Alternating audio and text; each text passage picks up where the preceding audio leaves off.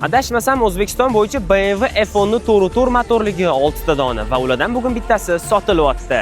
Mashina o'zi restyling F10 lar ichida eng tez F10 lardan biri hisoblanadi. Buni yili 2015 va 145 ming kilometr masofani bosib o'tgan. Kapot ostida 4 litrli twin turbo motor yotibdi. Bunda 800 ta ot kuchi bor va 960 Nm, chunki bunga stage 2 qilingan, korobkasiga keladigan bo'lsa stage 3 ta. Saloniga keladigan bo'lsak, qora koja did bilan ishlangan plus yog'och elementlari bilan patologiya alkantaradan va unda luki ham bor. Mashinada avtotormojeniya, polоса удержания, head-up display bor va audio sistemasi Bang Olufsen.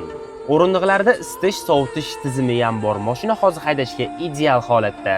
Eshiklarida davodchigi ham bor. Ana endi VXLPga keladigan bo'lsak, bunga downpipe, midpipe qilingan, ovozi yaxshigina baland.